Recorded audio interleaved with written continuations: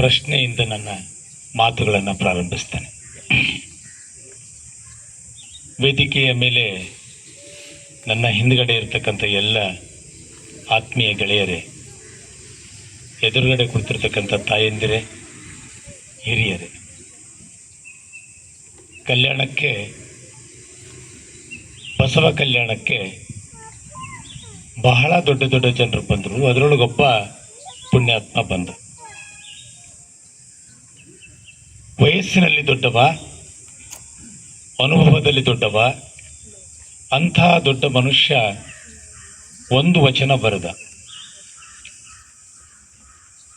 ಸಿಕ್ಕ 26,000 ವಚನಗಳಲ್ಲಿ ನನಗೆ ಮತ್ತೆ ಮತ್ತೆ ಕಾಡುವ ಒಂದು ವಚನ ಅಲ್ಲಮನ ವಚನ.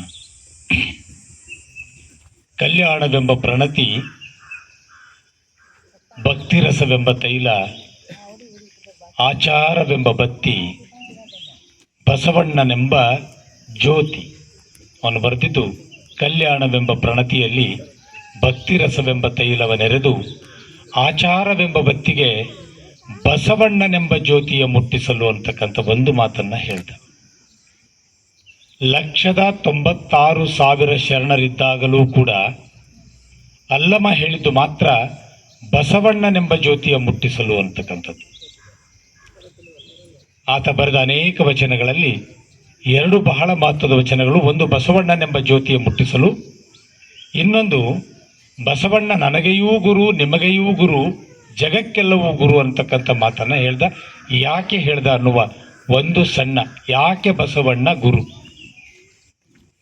ಬಸವಣ್ಣ ಅಂದರೆ ಏನು? ಬಸವ ಬದುಕು ಅಂದರೆ ಏನು? ಈ ಬಸವಣ್ಣ ನಮ್ಮ ನಿಮಗಿಂತಲೂ ಹೇಗೆ ಭಿನ್ನ ಆಗಿದ್ದ ಅನ್ನೋದನ್ನು ತಿಳಿದುಕೊಂಡ್ಬಿಟ್ರೆ ಬಸವ ಜಯಂತಿಯ ಅರ್ಥ ಸಾರ್ಥಕ ಆಯಿತು, ಆಚರಣೆ ಸಾರ್ಥಕ ಆಯಿತು ಅಂತೇಳಿ ನಾನು ಅಂದ್ಕೊಳ್ತೇನೆ. ಈ ಬಸವ ಜಯಂತಿಯನ್ನು ಮಾಡೋ ಸಂದರ್ಭದಲ್ಲಿ 2 ಪುಣ್ಯಾತ್ಮರನ್ನು ನಾವು ಮರೆಯೋ ಹಾಗಿಲ್ಲ. ಒಬ್ಬರು ಇವತ್ತು ಲಿಂಗಾಯತ ಧರ್ಮನೋ, ವೀರಶೈವ ಧರ್ಮನೋ, ಅದು ಬಸವ ಧರ್ಮನೋ, ಕಾಯಕ ಧರ್ಮನೋ, ಯಾವುದಾದ್ರೂ ಅಂದುಕೊಳ್ಳಿ, ಪದ ಬೇರೆ ಅಷ್ಟೇ. ಆದರೆ ಇವತ್ತು ಈ ಒಂದು ಸಮುದಾಯಕ್ಕೆ ಕೈಗೆ ಒಂದು ಅದ್ಭುತವಾಗಿರ್ತಕ್ಕಂಥ ಸಾಹಿತ್ಯವನ್ನು, ತಮ್ಮ ಬದುಕನ್ನು ಧಾರೆ ಎರೆದು ಕೊಟ್ಟಿರ್ತಕ್ಕಂಥ ಒಬ್ಬ ಬಹಳ ದೊಡ್ಡ ಮನುಷ್ಯ. ಅವರನ್ನು ಫಕೀರಪ್ಪ ಹಳಕಟ್ಟಿ ಅಂತ ಕರಿತೀವಿ, ಫಗು ಹಳಕಟ್ಟಿಯವರನ್ನು.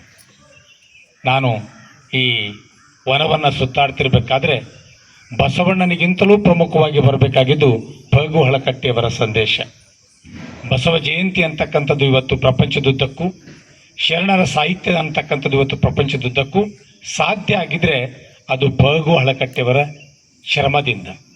ತಮ್ಮ ಮನೆಯನ್ನು ಮಾರಿ, ನೌಕರಿಯನ್ನು ಬಿಟ್ಟು, ಮನೆ ಮನೆಗೆ ತಿರುಗಾಡಿ ಈ ವಚನಗಳನ್ನು ಸಂಗ್ರಹಿಸಿಕೊಟ್ಟಂಥ ಬಹಳ ಧೀಮಂತ ಮನುಷ್ಯ ಫಗು ಹಳಕಟ್ಟಿಯವರು. ಮೊಟ್ಟ ಮೊದಲಿಗೆ 1913ರಲ್ಲಿ ಒಂದು ನಿರ್ಧಾರ ಮಾಡ್ತು. ಆ ನಿರ್ಧಾರಕ್ಕೆ ಕಾರಣರು ಹರ್ಡೇಕರ್ ಮಂಜಪ್ಪನವರು. ಹರ್ಡೇಕರ್ ಮಂಜಪ್ಪ ಒಂದು ವಿಚಾರ ಮಾಡಿದ್ರು. ಆ ವಿಚಾರವನ್ನು ಸಮಾಜಕ್ಕೆ ಮುಟ್ಟಿಸಿದ್ರು. ಏನಂತ ಅಂದರೆ, ಅಕ್ಷಯ ತೃತೀಯ ದಿನವನ್ನು ಬಸವ ಜಯಂತಿಯಾಗಿ ಆಚರಿಸಬೇಕು ಅಂತಕ್ಕಂಥ ಪರಿಕಲ್ಪನೆಯನ್ನು ಕೊಟ್ಟ ದೊಡ್ಡ ಮನುಷ್ಯ ಹರ್ಡೇಕರ್ ಮಂಜಪ್ಪನವರು. ಹರ್ಡೇಕರ್ ಮಂಜಪ್ಪ ಮತ್ತು ಫಗು ಹಳಕಟ್ಟಿ ಶ್ರಮ ಪಡದೇ ಹೋಗಿದರೆ ಬಸವಣ್ಣ ಈ ನಿಟ್ಟಿನಲ್ಲಿ ನಮಗೆ ಮುಟ್ಲಿಕ್ಕೆ ಸಾಧ್ಯ ಆಗ್ತಾ ಇರಲಿಲ್ಲ. ಆ ಇಬ್ಬರನ್ನು ಕೂಡ ಈ ಸಂದರ್ಭದಲ್ಲಿ ಆ ಪುಣ್ಯಾತ್ಮರನ್ನ ಸ್ಮರಿಸಿಕೊಂಡು ಅಲ್ಲಮನ ವಚನಕ್ಕೆ ಬರ್ತೇನೆ. ಬಸವಣ್ಣ ನನಗೆಯೂ ಗುರು, ನಿಮಗೆಯೂ ಗುರು, ಜಗಕ್ಕೆಲ್ಲವೂ ಗುರು. ನೋಡಿ, ಪರಿಚಯ ಮಾಡ್ತಾ ಪ್ರಸನ್ನಕುಮಾರ್ ಅವರು ಬಹಳ ಮಹತ್ವದ ಒಂದು ಮಾತನ್ನು ಹೇಳಿದರು. ಏನು? ಅತ್ಯಂತ ಸರಳವಾಗಿ ಒಂದು ಜೀವನ ಸಂದೇಶವನ್ನು, ಈ ಬದುಕು ಹೇಗಿರಬೇಕು, ನಮ್ಮ ಆಲೋಚನಾ ಕ್ರಮ ಹೇಗಿರಬೇಕು, ನಾವು ಈ ಸಮಾಜದಲ್ಲಿ ಹೇಗೆ ಬದುಕಬೇಕು ಅನ್ನೋದನ್ನು ಅತ್ಯಂತ ಸರಳವಾಗಿ ಹೇಳಿರ್ತಕ್ಕಂಥ ಜಗತ್ತಿನ ಸರ್ವಶ್ರೇಷ್ಠ ವ್ಯಕ್ತಿ ಯಾರಾದರೂ ಇದ್ದರೆ ಅದು ಬಸವಣ್ಣ. ಜಗತ್ತು ಅಂತ ಹೇಳಬೇಕಾದ್ರೆ ಒಂದು ಸೆನ್ಸ್ ಆಫ್ ಕಂಪ್ಯಾರಿಸನ್ ಬೇಕಾಗ್ತದೆ. ನಾನು ಸುಮ್ಮನೆ ಎಲ್ಲೋ ನಿಂತ್ಕೊಂಡು ಹೇಳ್ತಾ ಇಲ್ಲ.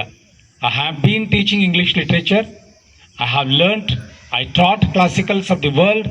ಅದೆಲ್ಲವನ್ನು ನೋಡಿದಾಗಲೂ ಕೂಡ ನನಗೆ ಮತ್ತೆ ಮತ್ತೆ ಸ್ಪಷ್ಟವಾಗಿ ಹೋಗಿತ್ತು, ಬಸವಣ್ಣ ಹೇಳಿದಷ್ಟು ಸರಳವಾಗಿ ಜಗತ್ತಿಗೆ ಸಂದೇಶ ಹೇಳಿದ ಮತ್ತೊಬ್ಬ ಲೇಖಕನಿಲ್ಲ, ಮತ್ತೊಬ್ಬ ಚಿಂತಕನಿಲ್ಲ. ಬಸವಣ್ಣ ಯಾವುದೂ ಹೊಸದನ್ನು ಹೇಳಲಿಲ್ಲ. ನಮಗೂ ನಿಮಗೂ ಗೊತ್ತಿಲ್ಲದೆ ಇರ್ತಕ್ಕಂಥ ಯಾವ ವಿಚಾರವನ್ನು ಕೂಡ ಬಸವಣ್ಣ ಹೇಳಿಲ್ಲ. ನಮಗೆ ಗೊತ್ತಿರಲಿಲ್ವಾ? ಕಳಬೇಡ, ಕೊಲಬೇಡ, ಹುಸಿಯ ನುಡಿಯಲು ಬೇಡ, ತನ್ನ ಬಣ್ಣಿಸಬೇಡ, ಇದಿರು ಹಳಿಯಲು ಬೇಡ. ಇದೇನು ಗೊತ್ತಿಲ್ಲದೆ ಇರ್ತಕ್ಕಂಥ ವಿಚಾರನ. ಆದರೆ ನಾವು ಹೇಳಿದ್ದು ವಚನ ಆಗಲಿಲ್ಲ, ಅವರು ಹೇಳಿದ್ದು ವಚನ ಆಯಿತು. ನಾವು ಹೇಳಿದ್ದು ಮಾತಾಯಿತು, ಶರಣರು ಹೇಳಿದ್ದು ವಚನ ಆಯಿತು. ಯಾಕೆ? ಅದಕ್ಕೊಂದು ಸಾಕ್ಷಿಯನ್ನು ಅಲ್ಲಮ ಹೇಳ್ತಾರೆ. ವಚನವೆಂಬುದು ಬರೀ ನುಡಿಗಡನವಲ್ಲ, ಅದು ಆತ್ಮಸಾಕ್ಷಿಯಾಗಿ ಆಡಿದ ಮಾತು. ಯಾಕೆ ಮಾತು ವಚನ ಆಯಿತು?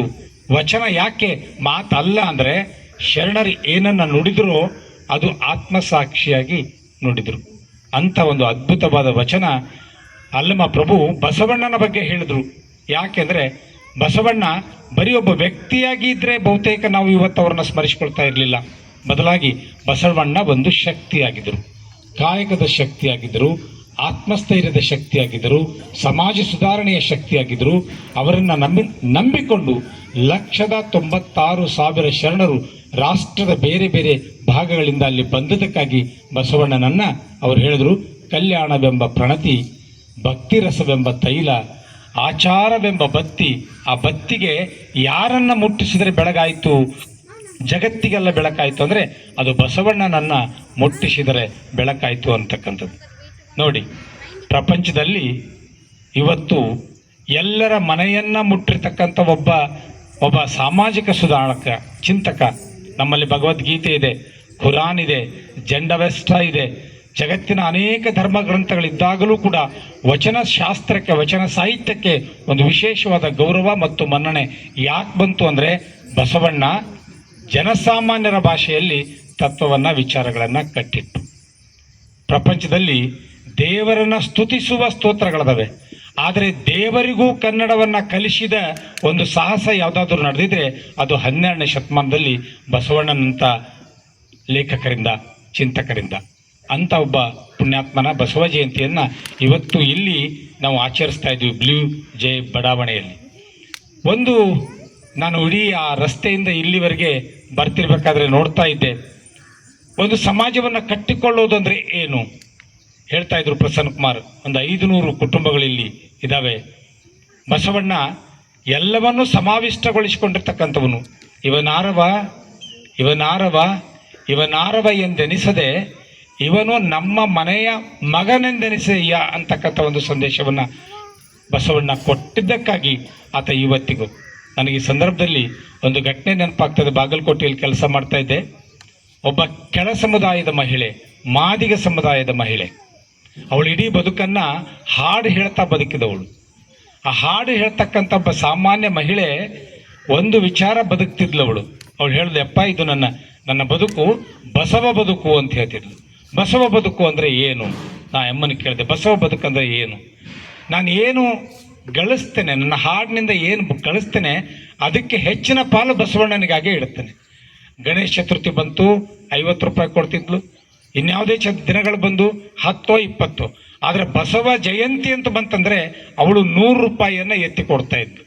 ಅವಳಿಗೆ ಬಸವಣ್ಣ ಅಂದರೆ, ಅವಳು ಹೇಳಿದ್ಳು, ಬಸವಣ್ಣ ಅಂದರೆ ನನಗೆ ಕೇವಲ ಒಬ್ಬ ವ್ಯಕ್ತಿ ಅಲ್ಲ, ಬಸವ ನನ್ನ ಉಸಿರು, ಬಸವ ನನ್ನ ಬದುಕು. ಬಸವ ಬದುಕು ಅಂದರೆ ಏನು? ನನ್ನ ಕಾಯಕವನ್ನು ಅನ್ಯರಲ್ಲಿ ಕೈ ಹಾಕದೆ ನನ್ನ ಬದುಕನ್ನು ನಾನು ಹೇಗೆ ತಿಳಿಗೊಳಿಸಿಕೊಳ್ಳಬೇಕು ಅಂತಕ್ಕಂಥ ಒಂದು ಸಣ್ಣ ವಿಚಾರ ಏನಿದೆಯಲ್ಲ, ಅದು ಬಸವ ವಿಚಾರ, ಅದು ಸ್ಪಷ್ಟವಾದ ವಿಚಾರ. ಇಂಥ ಪುಣ್ಯಾತ್ಮರೆಲ್ಲ ಮತ್ತೆ ಮತ್ತೆ ಈ ನಾಡಿಗೆ ಬರ್ತಿರ್ತಾರೆ. In the form of reformation, in the form of Siddeshwara Swamiji. ಇಲ್ಲೊಂದು ಭಾಳ ಖುಷಿ ಆಯಿತು ನನಗೆ. ಇಲ್ಲಿ ಬಂದ ತಕ್ಷಣ ಒಂದು ಅದ್ಭುತವಾದ, ಅವರೊಂದಿಗೆ 40 ವರ್ಷ ಕಳೆದಿದ್ದೀನಿ ನಾನು, ಸಿದ್ದೇಶ್ವರ ಸ್ವಾಮೀಜಿ. ಅವರು ಒಮ್ಮೆ ನನಗೆ ಹೇಳಿದರು, ವಚನ ಅಂದರೆ ಏನು, ಬಸವ ಅಂದರೆ ಏನು? ಈ ಘಟನೆಯನ್ನು ಈ ಸಂದರ್ಭದಲ್ಲಿ ನಾನು ಸ್ಮರಿಸಿಕೊಳ್ಳಲೇಬೇಕು. ಕೂಡಲ ಸಂಗಮದಲ್ಲಿ ದೊಡ್ಡ ಅನುಭವ ಮಂಟಪ ನಿರ್ಮಾಣ ಮಾಡಿದ್ರು ಶಿವಾನಂದ ಜಾಮದಾರ್ ಅವರು. ಅದರ ಉದ್ಘಾಟನೆಗಾಗಿ ಯಾರನ್ನ ಕರೆಸಬೇಕು ಅಂತ ಚಿಂತೆ ನಡೀತು. ಹೋಗಿ ಎಲ್ಲರೂ ಬಸವಣ್ಣನಂತೆಯೇ ಬದುಕಿದ ನಮ್ಮ ಕಾಲದ ಒಬ್ಬ ಸಂತ ಯಾರಾದರೂ ಇದ್ದರೆ ಅದು ಸಿದ್ದೇಶ್ವರ ಸ್ವಾಮೀಜಿ, ಯಾಕೆ ಅವರನ್ನು ಕರೆದು ಉದ್ಘಾಟನೆ ಮಾಡಿಸಬಾರ್ದು ಅಂತೇಳಿ ಸಿದ್ದೇಶ್ವರ ಸ್ವಾಮೀಜಿ ಹತ್ರ ಹೋದರು. ಪರವಾಗಿಲ್ಲ, ಚಪ್ಪಾಳೆ ಹೊಡಿತೀರ ನೀವು ಕೂಡ. ಸಿದ್ದೇಶ್ವರ ಸ್ವಾಮೀಜಿಯವರಿಗೆ ಹೋಗಿ ಕೇಳ್ಕೊಂಡ್ರು, ಬುದ್ಧಿ ತಾವು ಅನುಭವ ಮಂಟಪ ಬಿಡುಗಡೆ ಉದ್ಘಾಟನೆಗೆ ಬರಬೇಕು. ನೋಡಿ ಇಲ್ಲಿದೆ, ನಾನು ಎರಡೂ ಫಾರ್ಮ್ಗಳನ್ನು ನೋಡಿದ್ದೇನೆ. ಮೊನ್ನೆ ಬೀದರ್ದಲ್ಲಿ ಒಂದು ಕಾರ್ಯಕ್ರಮಕ್ಕೆ ಹೋಗಿದ್ದೆ. ಕಾರ್ಯಕ್ರಮ ಮುಗೀತು. ಅಲ್ಲೆಲ್ಲಿ ಚೌಪಡಿಗಳನ್ನು ಹಂಚ್ತಾರೆ, ಬಸವಣ್ಣನ ವಚನ, ಅಕ್ಕಮಾದಿ ವಚನ. ಒಂದು ಅಕ್ಕಮಾದಿ ವಚನ ಅಲ್ಲೇ ಬಿದ್ದಿತ್ತು, ಪುಸ್ತಕ ಅಲ್ಲೇ ಬಿದ್ದಿತ್ತು. ಅವ್ರು ಎದ್ದು ಹೋಗ್ಬಿಟ್ಟಿದ್ರು. ಯಾವ ಸಾಹಿತ್ಯವನ್ನು ಕಟ್ಟಿಕೊಡ್ಲಿಕ್ಕೆ ಜನ ಹೋರಾಟ ಮಾಡಿದ್ರು ಅದು ಅಲ್ಲೇ ಬಿದ್ದಿತ್ತು. ಆ ಹೆಣ್ಮಗಳು ಎದ್ದು ಹೋಗ್ಬಿಟ್ಟಿದ್ರು. ಆದರೆ ಸಿದ್ದೇಶ್ವರ ಸ್ವಾಮೀಜಿ ಒಂದು ಪ್ರಶ್ನೆ ಕೇಳಿದ್ರು. ಆ ಪ್ರಶ್ನೆ ನಾವೆಲ್ಲರೂ ಕೇಳ್ಕೋಬೇಕಾಗಿದೆ. ಅವ್ರು ಕೇಳ್ತಾರೆ, ಅನುಭವ ಮಂಟಪ ಉದ್ಘಾಟನೆ ಮಾಡಲಿಕ್ಕೆ ನಾನು ಯೋಗ್ಯನಾ? Think on it. Am I eligible to inaugurate the Anubhava Mantapa? ಜನ ಹೋದವ್ರು ಗಾಬರಿ ಆದರು. ಏನು ಬುದ್ಧಿ, ನೀವು ಉದ್ಘಾಟನೆ ಮಾಡಿದೆ, ಇನ್ಯಾರು ಉದ್ಘಾಟನೆ ಮಾಡಬೇಕು? ಅವಾಗ ಅವ್ರ ಮಾತು ಹೇಳಿದ್ರು, ವಚನ ಅಂದರೆ ಅದು ಬರೀ ಪದ ಅಲ್ಲ, ಅದು ಮಾತಲ್ಲ. ಅಂಥ ಒಂದು ವಚನ ಕಮ್ಮಟ, ವಚನ ಗುಮ್ಮಟ, ಅನುಭವ ಮಂಟಪ, ಅದರ ಉದ್ಘಾಟನೆಗೆ ನನ್ನನ್ನು ಕರಿತಾ ಇದ್ದೀರಿ. ಸರಿ, ಬರ್ತೇನೆ, ನನಗೆ ಸಮಯ ಕೊಡಿ ಅಂತ ಹೇಳಿದ್ರು. ಎಷ್ಟು ಸಮಯ ತಗೊಂಡ್ರು? ಅನುಭವ ಮಂಟಪ ಉದ್ಘಾಟನೆ ಮಾಡಲಿಕ್ಕೆ ಸಿದ್ದೇಶ್ವರ ಸ್ವಾಮೀಜಿಯವರು ತೆಗೆದುಕೊಂಡಿದ್ದು ಬರೋಬ್ಬರಿ 2 ವರ್ಷ. He took 2 years to prepare himself to inaugurate. ಅದು ಅಷ್ಟೊಂದು ಜವಾಬ್ದಾರಿ. ಬಸವನನ್ನು ಮುಟ್ಟೋದು, ವಚನ ಸಾಹಿತ್ಯವನ್ನು ಓದೋದು ಅಂದರೆ ಅದು ಒಂದು ಜವಾಬ್ದಾರಿ. ಅದು ವೇದಿಕೆ ಮಾತಲ್ಲ, ಭಾಷಣನೂ ಅಲ್ಲ. ಮುಂದೆ ಸಿದ್ದೇಶ್ವರ ಸ್ವಾಮೀಜಿಯವರು ಬಂದರು, ಉದ್ಘಾಟನೆ ಮಾಡಿದ್ರು. 1 ತಿಂಗಳ ಪ್ರವಚನ ಮಾಡಿದರು. ಇಡೀ 1 ತಿಂಗಳಕ್ಕೂ ಏನನ್ನು ಮಾತಾಡಿದ್ರು ಅಂದರೆ ಬರೀ 2 ಸಾಲನ್ನು, ಒಂದು ವಚನದ 2 ಸಾಲನ್ನು ಮಾತಾಡಿದ್ರು. ಯಾವುದು ಆ ವಚನ ಅಂದರೆ, ಶರಣರ ಬಹುತೇಕ ತೋರಿಸ್ಲಿಕ್ಕಂತ ಯಾವ ಮನೆಗಳು ಇಲ್ಲ ಇಲ್ಲಿ. ಶರಣರ ಮನೆ ನೋಡ ಬಡವರು, ಮನ ನೋಡ ಘನ ಮಹಿಮರು. ಈ 2 ಸಾಲನ್ನು 1 ತಿಂಗಳವರೆಗೆ ಸಿದ್ದೇಶ್ವರ ಸ್ವಾಮೀಜಿಯವರು ಪ್ರವಚನ ಮಾಡಿದರು. ಯಾಕೆ ಈ ಸಂದರ್ಭದಲ್ಲಿ ಈ ಘಟನೆಯನ್ನು ಹೇಳಿಕ್ಕೆ ಇಷ್ಟಪಡ್ತೀನಿ ಅಂದರೆ, such a great responsibility of Basava Sahitya we are carrying as being Lingayats or Veerashaivas or of any community. ಇಷ್ಟು ಹೇಳ್ತಾ ಬಹುತೇಕ ಈ ಬಿಸಿಲಿನಲ್ಲಿ, ಯಾಕಂದ್ರೆ 9 ಗಂಟೆಗೆ ಕಾರ್ಯಕ್ರಮ ಮುಗಿಸ್ಬೇಕಾಗಿತ್ತು, ಇನ್ನೊಂದು ಮಾತನ್ನು ಹೇಳಿ ನನ್ನ ಮಾತು ಮುಗಿಸ್ತೇನೆ. ನಿನ್ನೆ ಮೊನ್ನೆ ಈ ಪ್ರಸನ್ನ ಇದ್ದಾರಲ್ಲ, ಸುಮ್ಮನೆ ಕಾಲೇಜ್ನಲ್ಲಿ ಬೆನ್ ತಟ್ಕೊಂಡು ಚಪ್ಪಾಳೆ ಹೊಡ್ಕೊಂಡು ಇದ್ದವರು ನಾವೆಲ್ಲ. ಇಲ್ಲಿ ಕರೀತಾರೆ ಅಂದರೆ ಹಿರಿಯರು, ನೀವೆಲ್ಲ ಹಿರಿಯರು, ನಿಮ್ಮ ಮುಂದೆ ಮಾತಾಡಬೇಕಾದ್ರೆ ಸ್ವಲ್ಪ ಭಯ ಪಡ್ತೇನೆ ನಾನು. ಇಲ್ಲೇನು ಮಾತಾಡಬೇಕು ಅಂತ ಅನ್ನುವಾಗ ಒಂದು ಪುಸ್ತಕ ನೋಡ್ತಾ ಇದ್ದೆ. ತುಂಬ ಒಂದು 5-6 ವರ್ಷ ಹುಡುಕಾಡಿದ ಮೇಲೆ ಸಿಕ್ಕಿರೋದ ಪುಸ್ತಕ ಅದು. ಏನದು? ಸಿದ್ದರಾಮೇಶ್ವರರು, ಶರಣ ಸಿದ್ದರಾಮೇಶ್ವರರು ನನಗೆ ಲಿಂಗ ದೀಕ್ಷೆ ಕೊಡಬೇಕು ಅಂಥೇಳಿ ಕೇಳ್ಕೊಳ್ತಾರೆ. ಸಿದ್ದರಾಮೇಶ್ವರರು ಚನ್ನಬಸವಣ್ಣನಿಗೆ ಲಿಂಗ ದೀಕ್ಷೆ ಕೊಡಬೇಕು ಅಂತ ಕೇಳ್ಕೊಂಡಾಗ, ಲಿಂಗ ಅಂದರೆ ಏನು? ಬಹುತೇಕ ನಮ್ಮೆಲ್ಲರ ಕೊಳ್ಳಲ್ಲಿ ಲಿಂಗ ಇದೆ, ನನ್ನ ಕೊಳ್ಳಲ್ಲಿ ಲಿಂಗ ಇದೆ, ಬೆಳಿಗ್ಗೆ ಮಕ್ಕಳ ಕೊಳ್ಳಲ್ಲಿ ಲಿಂಗ ನೋಡ್ತಾ ಇದೆ. ಆದರೆ ಈ ಲಿಂಗ ಅಂತಕ್ಕಂಥದ್ದು ಏನು ಅಂತ ತಿಳಿಸೋ ಸಲುವಾಗಿ ಚನ್ನಬಸವಣ್ಣ ಒಂದು ಪುಸ್ತಕ ಬರೆದಿದ್ದಾರೆ. ಆ ಪುಸ್ತಕದ ಹೆಸರು ಕರ್ಣಹಸಿಗೆ. ಭಾಳ ಸಣ್ಣ ಪುಸ್ತಕ, ಕರ್ಣಹಸಿಗೆ. ದಯವಿಟ್ಟು ಎಲ್ಲ ವೀರಶೈವರು, ಲಿಂಗಾಯತರು, ಅದಲ್ಲದೇ ಇದ್ದವರು ಕೂಡ, ಲಿಂಗ ಪೂಜೆ ಮಾಡೋರು ಯಾರಿದ್ದೀರಿ ಅವರೆಲ್ಲರೂ ಓದಬೇಕಾದ ಒಂದು ಅದ್ಭುತವಾದ ಪುಸ್ತಕ ಕರ್ಣಹಸಿಗೆ. ಚನ್ನಬಸವಣ್ಣ ಬರೆದಿದ್ದು ಸಿದ್ದರಾಮೇಶ್ವರನಿಗಾಗಿ. ಅಲ್ಲಿ ಒಂದು ಮಹತ್ವದ ಪ್ರಸ್ತಾಪ ಹೇಳ್ತಾನೆ ಅವನು. ಏನು? ಪ್ರಣವ, ಓಂ ಅಂತಕ್ಕಂಥ ಶಬ್ದ ನಾವು ಉಚ್ಚಾರ ಮಾಡಿದ್ವಿ ನಾವು ಬೆಳಿಗ್ಗೆಯಿಂದ. ಓಂ ಅಂದರೆ ಏನು ಅನ್ನೋದಕ್ಕೊಂದು ಉದಾಹರಣೆ ಇದೆ ಅದರೊಳಗೆ. ಏನು ಓಂ ಅಂದರೆ ಏನು ಅಂಥೇಳಿ ಶಿವನಿಗೆ ಅವನ ಮಗ ಕಾರ್ತಿಕೇಯ ಕೇಳದಂತೆ, ಓಂ ಅಂದರೆ ಏನಪ್ಪ ಅಂಥೇಳಿ ಶಿವನಿಗೆ. ಅವಾಗ ಶಿವ ಹೇಳ್ದ, ಓಂ ಅಂದರೆ ಏನು ಅಂತ ನನಗೆ ಹೇಳಲಿಕ್ಕೆ ಬರೋದಿಲ್ಲ, ನೀನು ಬ್ರಹ್ಮನ ಹತ್ರ ಹೋಗು, ಅವನು ಹೇಳ್ತಾನೆ. ಕಾರ್ತಿಕೇಯ ಬ್ರಹ್ಮನ ಹತ್ರ ಹೋದ. ಬ್ರಹ್ಮ ಭಾಳ ಪ್ರಯತ್ನ ಪಟ್ಟು 100 ಶ್ಲೋಕಗಳನ್ನು ಹೇಳಿ 100 ಶ್ಲೋಕ ಹೇಳಿ ಓಮದ ಅರ್ಥ ತಿಳಿಸಲಿಕ್ಕೆ ಪ್ರಯತ್ನ ಪಟ್ಟ. ಕಾರ್ತಿಕೇಯನಿಗೆ ಸಮಾಧಾನ ಆಗಲಿಲ್ಲ, ಮತ್ತೆ ಬಂದ. ಅಪ್ಪನಿಗೆ ಹೇಳ್ದ, ನನಗೆ ಸಮಾಧಾನ ಆಗಲಿಲ್ಲ, ಓಂ ಅಂದರೆ ಏನು ತಿಳಿಲಿಲ್ಲ, ಅ ಉ ಮ ಓಂ ಅಂದರೆ ಏನು ತಿಳಿಲಿಲ್ಲ. ಹಾಗಿದ್ರೆ ನೀನು ವಿಷ್ಣುವಿನ ಹತ್ರ ಹೋಗು, ಅವನು ಹೇಳ್ತಾನೆ. ಆವಾಗ ವಿಷ್ಣುವಿನ ಹತ್ರ ಹೋದ. ಅವನು 400 ಶ್ಲೋಕಗಳನ್ನು ಬರೆದು ಓಂ ಅಂದರೆ ಏನು ಅಂತ ತಿಳಿಸ್ಲಿಕ್ಕೆ ಪ್ರಯತ್ನ ಪಟ್ಟ. ಆಗಲೂ ಆಗಲಿಲ್ಲ. ಕೊನೆಗೆ ಶಿವ ಹೇಳ್ದ, ನಾನು ಹೇಳ್ತಾನೆ ಕೂತ್ಕೊ ಅಂತೇಳಿ 1000 ಶ್ಲೋಕಗಳನ್ನು ಹೇಳಿ ಓಮದ ಅರ್ಥವನ್ನು ತಿಳಿಸ್ಲಿಕ್ಕೆ ಪ್ರಯತ್ನ ಪಟ್ಟ. ಯಾಕೆ ಈ ಎಕ್ಸಾಂಪಲನ್ನು ನಾನು ನಿಮ್ಮ ಮುಂದೆ ಇಡ್ತಾ ಇದ್ದೀನಿ ಅಂದರೆ, ಒಂದೊಂದು ಸಾಹಿತ್ಯ ಶತಮಾನದ ತಪಸ್ಸಿನ ಫಲವಾಗಿ ಬಂದಿರ್ತದೆ.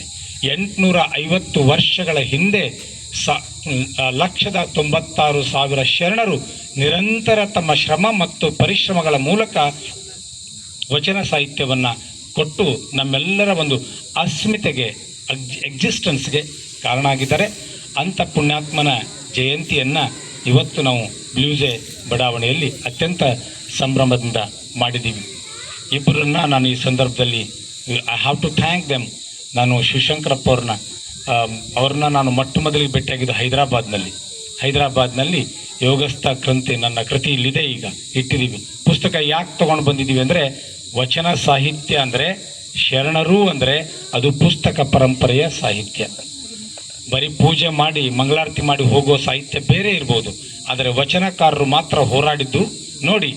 ಎಲ್ಲ ನಶಿಸಲಿ ಆದರೆ ವಚನ ಉಳಿಲಿ ಅಂತೇಳಿಬಿಟ್ಟು ಎಲ್ಲ ತಮ್ಮ ಬರಹಗಳನ್ನು ಚನ್ನಬಸವಣ್ಣನ ಬೆನ್ನಿಗೆ ಕಟ್ಟಿ ಉಳುವಿ ಕಡೆ ಕಳಿಸ್ತಾರೆ ಅವರು. Their fight was for the literature, their fight was for the future literacy for the society. ಈ ಸಂದರ್ಭದಲ್ಲಿ ಸಿಕ್ಕವರು ನನಗೆ ನಮ್ಮ ಶಿವಶಂಕರಪ್ಪ ಅವರು ಹೈದರಾಬಾದ್ನಲ್ಲಿ ನನ್ನ ಯೋಗಸ್ಥ ಪುಸ್ತಕ ಬಿಡುಗಡೆ ಸಂದರ್ಭದಲ್ಲಿ ಸಿಕ್ಕವರು. ಅಂದಿನಿಂದ ಇಂದಿನವರೆಗೆ ನಮ್ಮ ಸ್ನೇಹ ಅಖಂಡವಾಗಿದೆ. ಅಭಿಮಾನಿಗಳು, ಇದು ಬಹಳ ದೊಡ್ಡದು. ತುಂಬ ಒಂದು ಸಮುದಾಯದಲ್ಲಿ ಯಾರೋ ಒಬ್ಬರು ದೊಡ್ಡವರಿದ್ದಾರೆ, ಪ್ರತಿಭಾವಂತರಿದ್ದಾರೆ ಅಂದರೆ ಅವ್ರನ್ನ ಕಂಡು ಅಭಿಮಾನಿಸ್ತಕ್ಕಂಥ ಒಂದು ಅಪರೂಪದ ಜೀವ ಶಿವಶಂಕರಪ್ಪ ಅವರು. ಅವರ ಕಾರಣಕ್ಕಾಗಿ ಇವತ್ತು ನಾನು ನಿಮ್ಮ ಮುಂದೆ ನಿಲ್ಲಕ್ಕೆ ಸಾಧ್ಯ ಆಯಿತು. ಅವತ್ತು ಇಂಗ್ಲೀಷ್ನಲ್ಲಿ ಮಾತಾಡಿದ್ದೆ ನಾನು. ನನ್ನ ಜೊತೆ ನಮ್ಮ ರಾಷ್ಟ್ರೀಯ BJPಯ ಲಕ್ಷ್ಮಣ್ ಖೋವಾ ಅವರಿದ್ದರು. It was a wonderful programme. ಜೊತೆಗೆ ಮಿತ್ರ Prasanna Kumar, he was a great man. ನೋಡಿ, ನಮ್ಮ ಕಾಲೇಜು 5,400ಕ್ಕೂ ಮೇಲ್ಪಟ್ಟು ಇರ್ತಕ್ಕಂಥ ಕಾಲೇಜು. ಆ ಕಾಲೇಜಿನಲ್ಲಿ ಎಲ್ಲ ಫೋಟೋಗಳು ಇದ್ದವು, ಆದರೆ ಬಸವಣ್ಣ ಬರಬೇಕಾದ್ರೆ ಪ್ರಸನ್ನನೇ ಬರಬೇಕಾಯ್ತು. He has to come. ಅವರ ಕಾರಣಕ್ಕಾಗಿ ಇವತ್ತು ನಮ್ಮ ಕಾಲೇಜಿನಲ್ಲಿ ಒಂದು ಇಂಥ ಭಾಳಷ್ಟು ಕಿತಾಪತಿಗಳನ್ನು ನಮ್ಮ ಪ್ರಸನ್ನ ಮಾಡ್ತಾ ಇರ್ತಾರೆ. ಅವು ಪ್ರೀತಿಯ ಕಿತಾಪತಿಗಳು, ಚರಿತ್ರೆಯ ಕಿತಾಪತಿಗಳು. ಇಂಥವರಿದ್ದರೆ ಮಾತ್ರ ಸಮಾಜದಲ್ಲಿ ಪುಣ್ಯಾತ್ಮರು ಉಳಿತಾರೆ ಅನ್ನಲಿಕ್ಕೆ ಒಂದು ಬ್ಯೂಟಿಫುಲ್ ಎಕ್ಸಾಂಪಲ್. ಈ ಕಾರ್ಯಕ್ರಮಕ್ಕೆ ಅತ್ಯಂತ ಪ್ರೀತಿಯಿಂದ, ವಿನಯದಿಂದ ನಾನು ಬಂದಿದ್ದೇನೆ. ನನ್ನೊಂದಿಗೆ ಪುಸ್ತಕ ಸಂಸ್ಕೃತಿಯನ್ನು ತೆಗೆದುಕೊಂಡು ಬಂದಿದ್ದೇನೆ. ನಿಮಗೆ ಸಮಯ ಸಿಕ್ಕರೆ ಒಂದಿಷ್ಟು ಪುಸ್ತಕಗಳ ಕಣ್ಣಾಡಿಸಿ ಮನೆ ಮನೆಗೂ ನಂದು ಒಂದೇ ವಿಶ್ ಏನಂದರೆ, ಬ್ಲೂಸೆ ಬಡಾವಣೆಯಲ್ಲಿ ಬಹಳ ದೊಡ್ಡ ದೊಡ್ಡ ಬಿಲ್ಡಿಂಗ್ಸ್ಗಳಿದಾವೆ. ಈ ಬಿಲ್ಡಿಂಗ್ದ ಒಳಗಡೆ ಸಣ್ಣ ಸಣ್ಣ ಒಂದಿಷ್ಟು ಗ್ರಂಥಾಲಯಗಳು ನಿರ್ಮಾಣ ಆಗಲಿ. Let the books be there in all the homes of the ಬ್ಲೂಸೆ ಬಡಾವಣೆ. ಎದುರುಗಡೆ ಭಾಳ ಸಹನೆಯಿಂದ ಕೇಳಿದಿರಿ. ನಿಮ್ಮೆಲ್ಲರ ಆಶೀರ್ವಾದ, ಪ್ರೀತಿ ಸದಾ ನನ್ನೊಂದಿಗೆ ಇರಲಿ ಅಂತೇಳಿ ಮಾತುಗಳು ಮುಗಿಸ್ತೇನೆ. ನಮಸ್ಕಾರ.